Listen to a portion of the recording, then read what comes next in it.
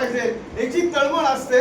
रावसाहेब थोरात कार्यक्रमात कुसुमाग्रज प्रतिष्ठानचा गोदा गौरव पुरस्कार सुरू आहे आणि माझ्या गोदामाईने सांगितलं एक अभिनंदनाची पत्रवारी माझ्या सकाळसाठी घेऊन जायची आहे. माझा सकाळ आणि कुकरची शिट्टी गोदावरीला ऐकायला यायला लागले आणि त्या कुकरच्या शिट्टीचा आवाज ऐकता ऐकता गोदामाई बोलले, नक्कीच हा सकाळने दिलेला कुकर आहे, शिट्टी सुद्धा सुरूमय आहे.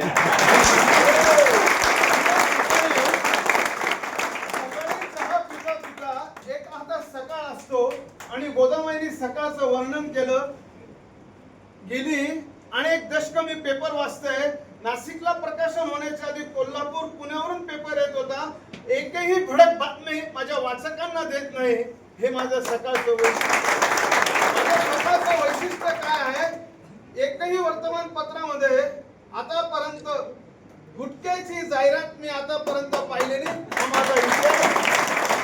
पेपर आणून विकायचं नाही तर माझा पेपर मी जो विकतो त्या पेपर बद्दल आपल्याला ऊन वारा पावसात जसं माहिती असतं तसं ह्या पेपरचा इतिहास सुद्धा माहिती असला पाहिजे. ज्या वेळेला तुम्ही या व्यवसायातून सेवानिवृत्त झालात, पुढच्या पिढीला जेव्हा इतिहास सांगाल त्यावेळेला तुम्हाला सांगता आलं पाहिजे की एक एक वर्तमानपत्राचा आणि त्याच्यात माझी सकाळची सकाळ कशी असते. मुळा मुठाच्या काठावरून हा गोदावरीच्या काठावर कसा आला, हा विविध रंगात भेटतो कसा, सप्तरंगी पुराणात दिसतो कसा. वाचकांचे मनोगत अनेक वृत्तपत्रात दिसत नाही, पण सकाळने वाचकांचं मनोगत अजूनही मांडून ठेवलेलं आहे. म्हणून गोदामाईने अनेक कार्यक्रमातून जाता जाता एक अभिनंदनाची पत्रवारी माझ्या सगळ्या वृत्तपत्र विक्रेत्यांसाठी घेऊन जायचे आहे. जसं कुसुमाग्रजांच्या कणा कवितेत ओळखलं का सण मला पावसात आला कोणी,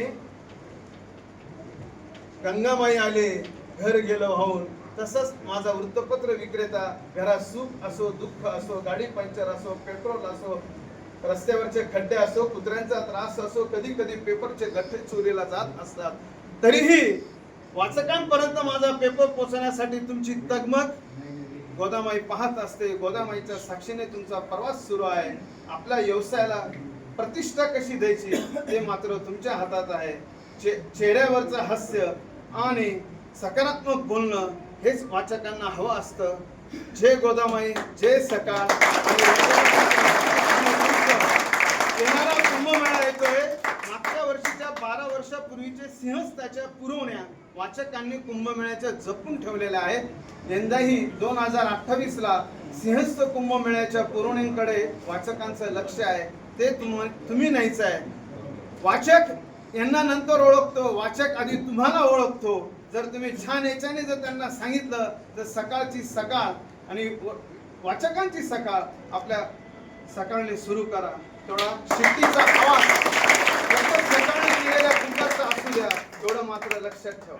धन्यवाद.